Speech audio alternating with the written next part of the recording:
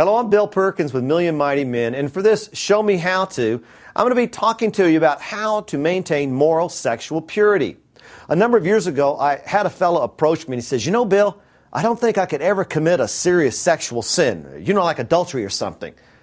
I paused and looked at him and said, "That's amazing if it's true, because that would mean that you are stronger than Samson, godlier than David, and wiser than Solomon."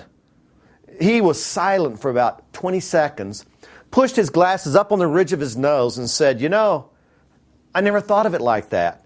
The point I'm trying to make is this, guys. If you struggle in the area of sexual purity, you are in company of the wisest, godliest, and strongest man who ever lived, and other men.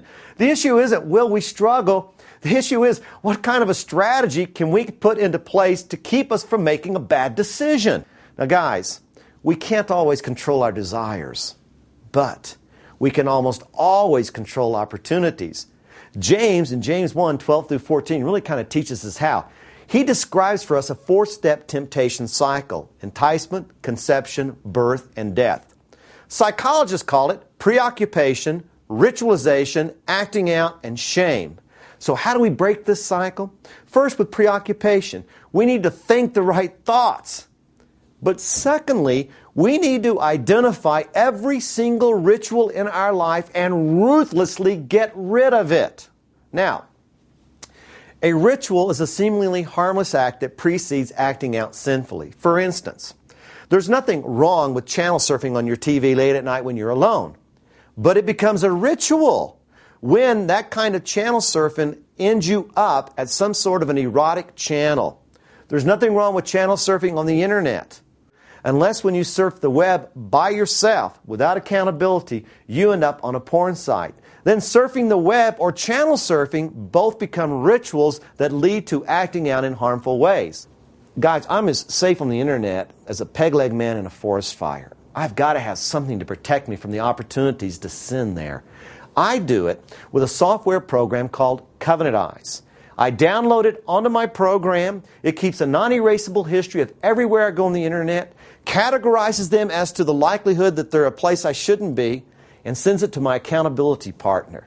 Well, my accountability partner is my 24-year-old son. He knows everywhere I go on the internet. And because he knows, I don't go where I shouldn't, even if I should have the desire to do so. Let me take just a minute and show you exactly how you can make this thing work. Okay, guys, the process of getting on Covenant Eyes is really simple. You just go to covenanteyes.com, and then you click on the Sign Me Up tab and read the user agreement, and then click on the box where you indicate that you agree with the user agreement. And that's going to get you onto the page where they're actually asking you about the account type that you want. You can put in a single username, a multiple username, church or ministry, staff or business. In my home, I've got my username, but we've got several computers in my home, and so I've got some other computers that are also on Covenant Eyes. At a church, you can, for the same fee, you can put on all the computers in a church or on some other sort of a ministry staff team. And by the way, it is a $7 a month fee. Get onto the next page, and they're going to be asking you the number of usernames and partners.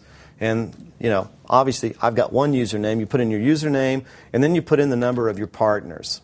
And when they say partners, they're really talking about your accountability partners, the guys you're giving permission to see where you're going on the internet. The next page is going to take you to your billing information, where you're going to fill in your credit card or the billing information they need to be able to bill you for it.